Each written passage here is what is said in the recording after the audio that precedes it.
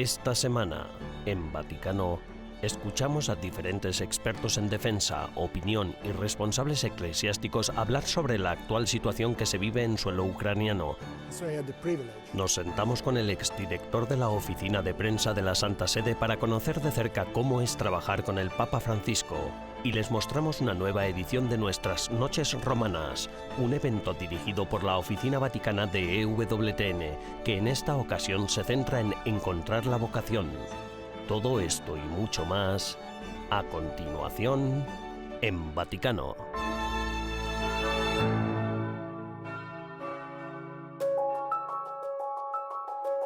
¿Y quién soy yo? Este es el título de la iniciativa promovida por la Diócesis de Roma que dio comienzo el miércoles 1 de marzo en la Basílica de San Juan de Letrán. Se trata de una serie de encuentros que acompañarán el camino cuaresmal a través de la reflexión de algunas obras de Giacomo Leopardi, poeta italiano del siglo XIX. El padre Fabio Rossini, director de la Oficina Diocesana para las Vocaciones, es el encargado de introducir cada velada. Questa Quaresima ci dedichiamo a fare un quaresimale. En esta cuaresma nos dedicamos a meditar y profundizar sobre algunos textos de Giacomo Leopardi. Uno podría preguntarse qué tiene que ver la cuaresma con Leopardi, pues está relacionado con el hecho de que la cuaresma es un tiempo de profundidad, de interioridad. Realizar este acto de adentrarse en el corazón y de entrar en contacto con lo más profundo de nosotros mismos es algo que la poesía está llamada a hacer y nos invita a hacer. La poesia ha il compito di fare e che ci invita a fare. A su vez, Franco Nembrini, profesor y ensayista, se encarga de reflexionar sobre los textos de las obras maestras de Leopardi. Dice delle cose così vere sull'uomo. Giacomo Leopardi dice cosas tan verdaderas sobre el hombre que un cristiano no puede dejar de sentirlas como propias. Leer a Leopardi para preparar la Pascua en un lugar tan prestigioso como este es un reto maravilloso. È una sfida stupenda. Unos encuentros que acompañarán todo el camino cuaresmal de la Diócesis de Roma, una iniciativa que Angelo De Donatis, su cardenal vicario, definió como un momento de reflexión para vivir más conscientemente nuestro camino de preparación hacia la Pascua.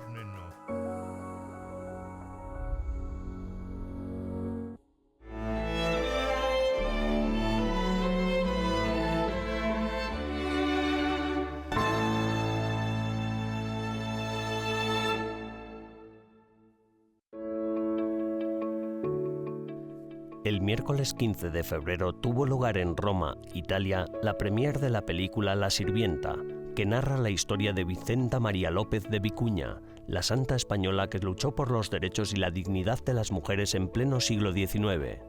En el marco del mes de la celebración del Día Internacional de la Mujer, el próximo 24 de marzo, llegará a las salas de cine de España esta nueva película de la mano de Bosco Films y dirigida por Pablo Moreno. El largometraje verá la luz en Sudamérica en el segundo semestre de este año 2023. Vosotras venís aquí, de vuestros pueblos. La película cuenta la historia de Vicenta María, la santa de Navarra, España, que fundó en 1876 la Orden de las Religiosas de María Inmaculada, conocidas también como las Religiosas del Servicio Doméstico. A pesar de haber nacido en una familia privilegiada, Vicenta María dedicó gran parte de su vida a ayudar, educar y promover el trabajo digno de las mujeres.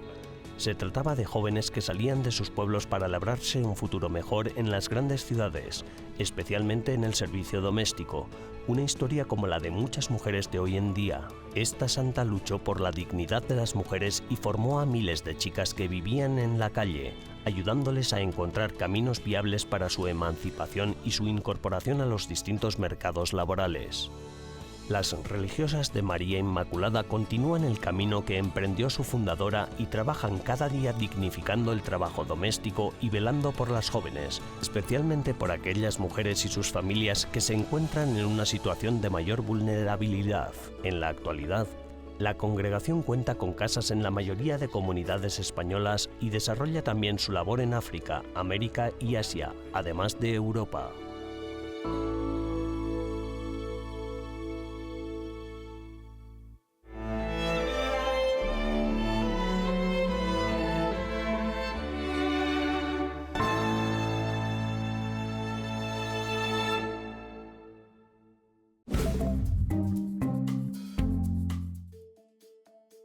Hola y bienvenidos a las novedades del Vaticano de esta semana, las noticias más relevantes del Santo Padre y del Vaticano. La intención de oración del Papa Francisco para el mes de marzo se dirige a las víctimas de abusos. Pedir perdón es bueno para las víctimas, pero son ellas las que deben estar en el centro de todo, dijo el Santo Padre en su videomensaje. Añadió que la Iglesia debe servir de modelo para ayudar a resolver el problema y sacarlo a la luz tanto en el ámbito social como en el familiar. El pontífice envió un mensaje afirmando que rezaba por las víctimas del accidente de tren ocurrido en el norte de Grecia. Las autoridades, poco antes de la medianoche del 28 de febrero, declararon que al menos 36 personas habían fallecido y más de 75 fueron hospitalizadas después de que 2 trenes chocaran cerca del Valle de Tempe, un valle fluvial a unos 380 kilómetros al norte de Atenas. El Papa Francisco, en el telegrama que dirigió a todos los afectados por la tragedia, garantizó sus oraciones. El Papa Francisco ha recortado los beneficios de vivienda para los directivos del Vaticano y los cardenales con el fin de ahorrar dinero a la Iglesia. Los cardenales y otros altos cargos del Vaticano ya no podrán vivir en apartamentos conectados con el Vaticano de forma gratuita o a precios especiales. La decisión se produce 2 años después de que en marzo de 2021 el Papa Francisco anunciara que recortaría un 10% el sueldo de los cardenales. Un nuevo libro escrito por el periodista argentino Sergio Rubin y su colega italiana Francesca Ambrogetti ofrece las respuestas del Papa Francisco a las preguntas que habitualmente le hacen. En el libro, cuyo título es El pastor, desafíos, razones y reflexiones de Francisco sobre su pontificado, el pontífice aborda, entre otros, la corrupción en el Vaticano, los abusos cometidos por miembros de la Iglesia, así como la pandemia del COVID-19, la invasión rusa de Ucrania, las acusaciones de promover el pobrismo, su posición sobre el capitalismo y una posible visita a su tierra natal. El Vaticano anunció que del 28 al 30 de abril el Papa Francisco visitará Hungría por segunda vez. El viaje papal de 3 días a Budapest incluirá encuentros con la presidenta húngara Katalin Novák, el primer ministro Viktor Orbán, una visita privada con niños en el Instituto Beato Laszlo Batthyány Stratman, así como diversas reuniones con pobres inmigrantes jóvenes, clérigos, académicos y miembros de la Compañía de Jesús. El Papa Francisco regresa al país centroeuropeo con motivo del 52 Congreso Eucarístico Internacional. Gracias por acompañarnos durante las novedades del Vaticano de esta semana. Almudena Martí de Bordiú para EWTN Vaticano.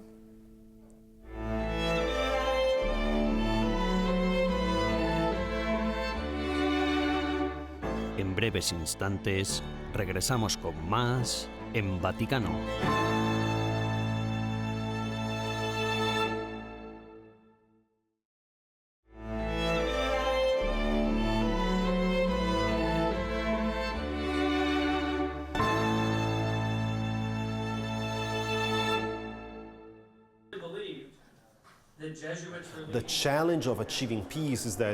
El reto de alcanzar la paz estriba en cómo convencer a Vladimir Putin de que abandone Ucrania.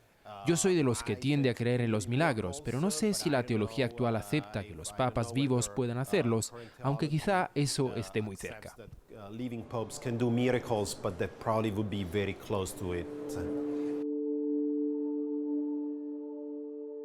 Desde que las tropas rusas invadieran Ucrania el 24 de febrero de 2022, Rusia se ha apoderado del 11% del territorio ucraniano.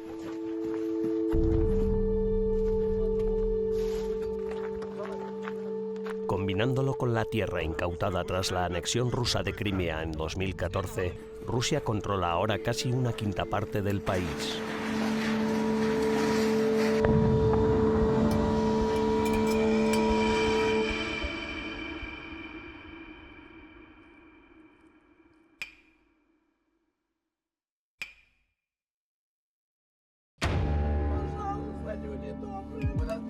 La economía ucraniana ha sido aplastada, con un descenso de su PIB de más de 1/3.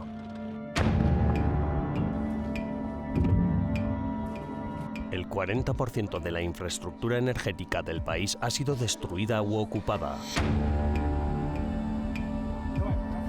Naciones Unidas ha calculado que hay más de 8,1 millones de refugiados ucranianos desplazados por toda Europa. La ONU también ha señalado que hay 6,9 millones de desplazados a nivel interno. En total, casi un tercio de los ucranianos han sido desplazados y otros 13 millones están desamparados dentro de Ucrania debido a los combates.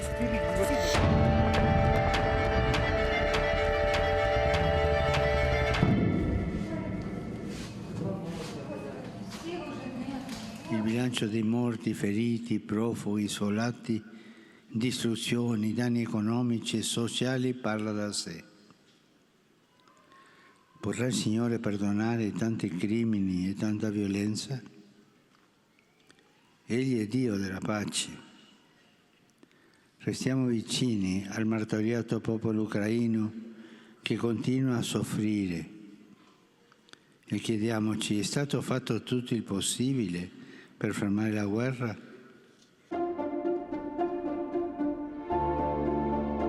En Roma, del 27 de febrero al 1 de marzo, el Instituto Acton, concretamente en el campus del Ateneo Pontificio Regina Apostolorum, acogió un simposio de 3 días de duración sobre la guerra y la paz en el mundo moderno.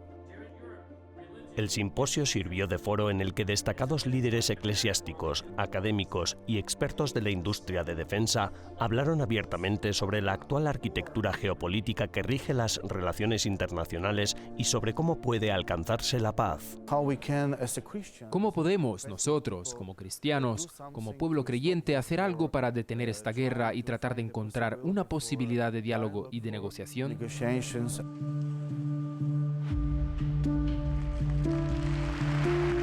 Mientras la guerra continúa, muchos en Ucrania miran al Papa Francisco como una figura de paz y a la Santa Sede, con su historial de velar por el mejor interés de todas las personas, como una institución que podría mediar de forma creíble en las negociaciones de paz. Algunos católicos y cristianos que se encuentran en Ucrania están deseando tener interacciones más estrechas con el Vaticano. Están viviendo una pesadilla, o al menos una situación muy difícil.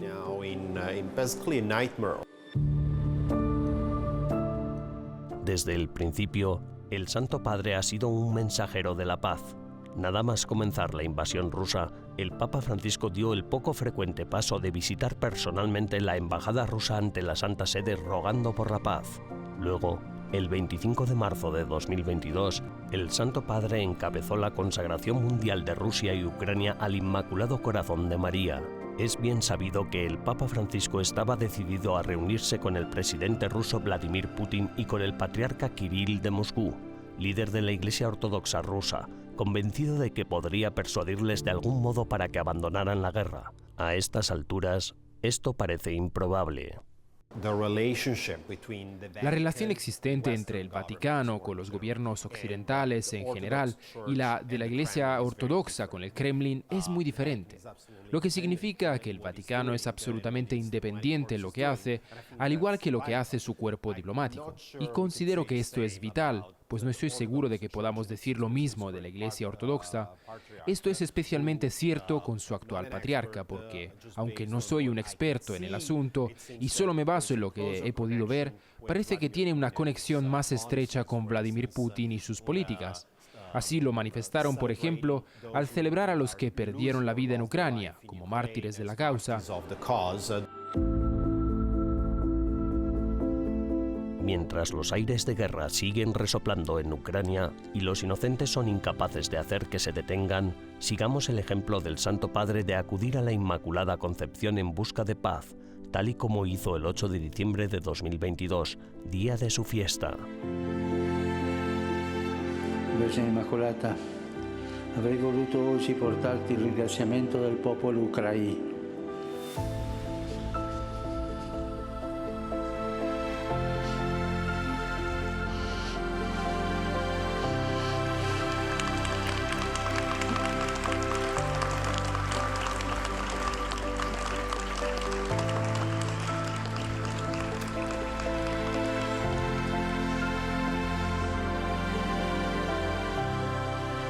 Popolo ucraino, per la pace che da tempo chiediamo al Signore. Invece devo ancora presentarti la supplica dei bambini, degli anziani, dei padri e delle madri, dei giovani di quella terra martoriata che soffre tanto.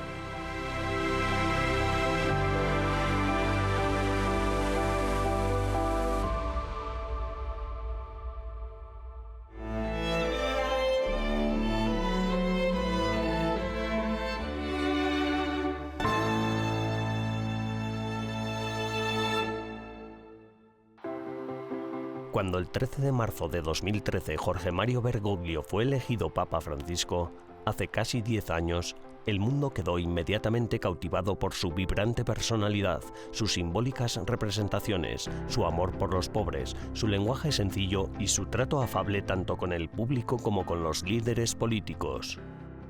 En vísperas de este 10º aniversario, nos hemos reunido con Alessandro Gisotti, una persona que conoce bien al Papa Francisco. Alessandro es antiguo director interino de la oficina de prensa de la Santa Sede y actual vicedirector editorial de Vatican Media.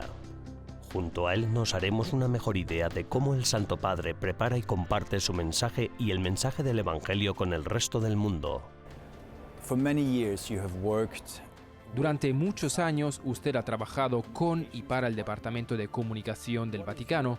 ¿Cuál es su opinión, su impresión sobre el Papa Francisco como comunicador? Llevo 23 años trabajando dentro. Empecé en Radio Vaticano durante el Gran Jubileo del año 2000.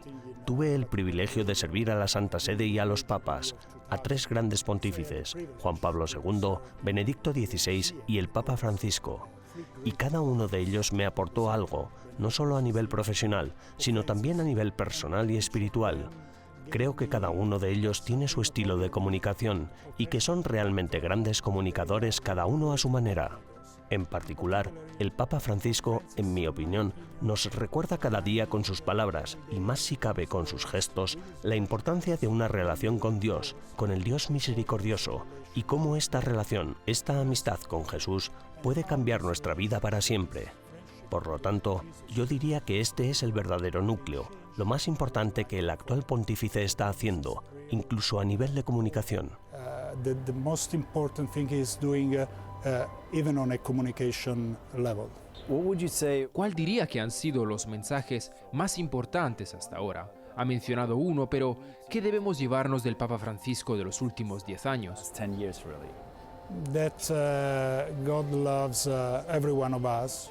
Que Dios nos ama a cada uno de nosotros, la importancia de la dimensión de la misericordia. Tenemos que recordar el jubileo especial que el Papa Francisco celebró al comienzo de su pontificado. Creo que la misericordia es realmente una palabra clave en su pontificado.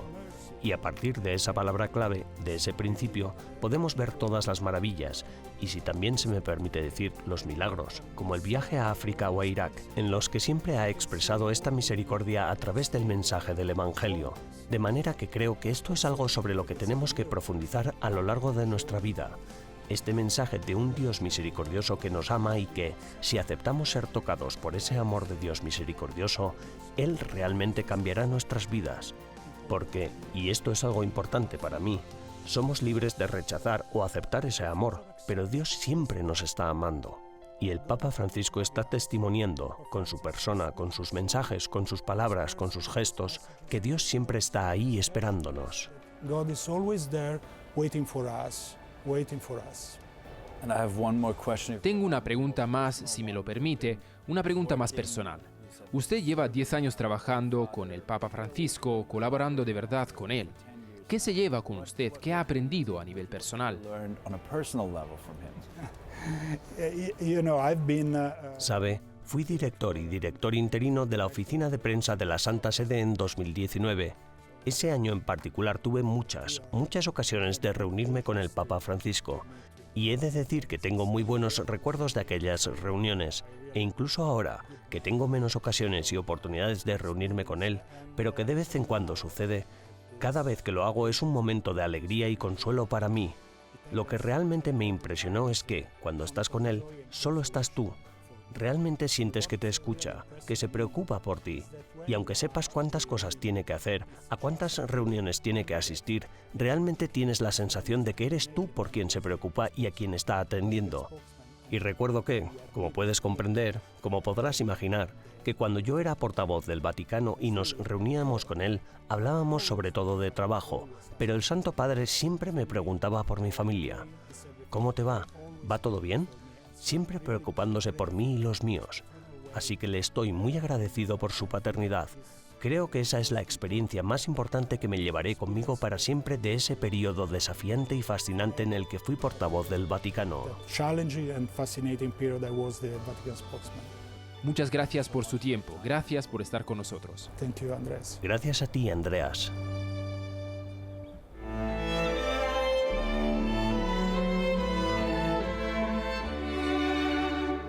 Tras una breve pausa, regresamos con más en Vaticano.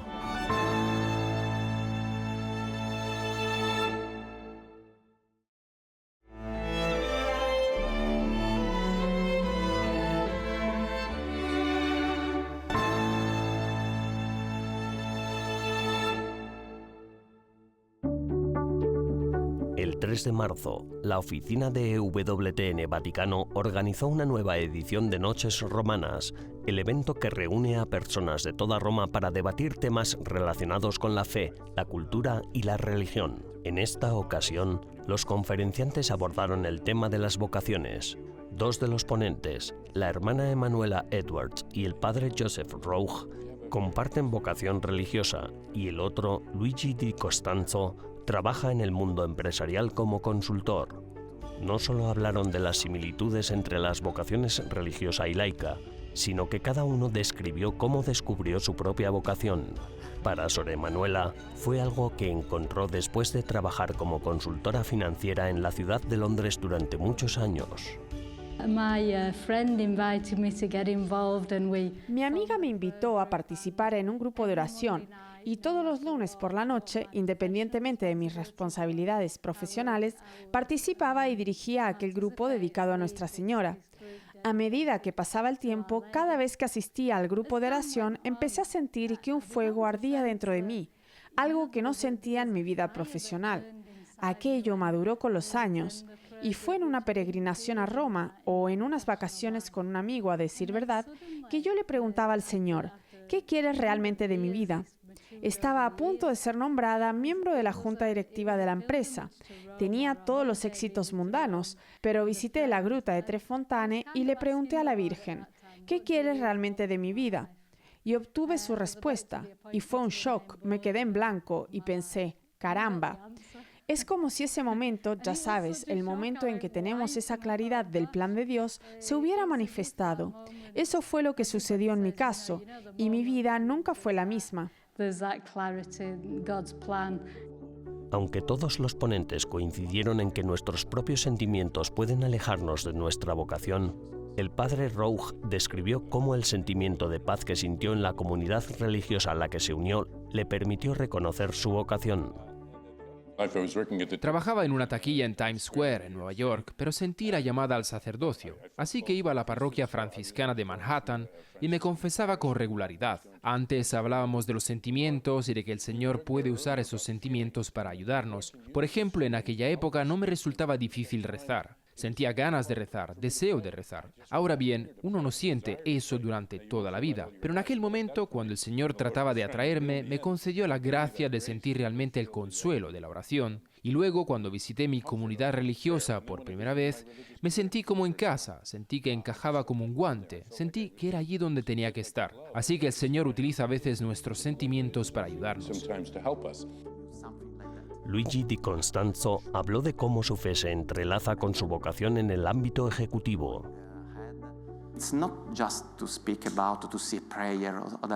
No es solo rezar, sino intentar buscar algo más profundo, buscar a Dios dentro de las cosas que hago. En la época en que estudiaba, había un hombre que era un poco mayor que yo y me dijo, ¿por qué no intentas ofrecer a Dios este tiempo que estás gastando en tus libros, en tus matemáticas, en tu física? Y empecé a hacerlo. Y al cabo de un rato, de esa manera, descubrí mi vocación, que era convertirme en un gran profesional y al mismo tiempo utilizar mi profesión para intentar, además de satisfacer mis necesidades, también hacerlo con las de la gente que me rodea, buscando a Dios dentro de mi tiempo ordinario. Como nos recordaba Sor Emanuela, una vocación es simplemente hacer aquello para lo que el Señor nos ha llamado. Catalina de Siena tiene esa frase maravillosa: incendiarías el mundo si hicieras lo que Dios te llama a hacer. Así ocurre cuando hacemos el proyecto que el Señor tiene para nosotros. Como cristianos, todos estamos llamados a una aventura con el Señor, descubriendo nuestro proyecto, nuestra llamada, nuestra vocación.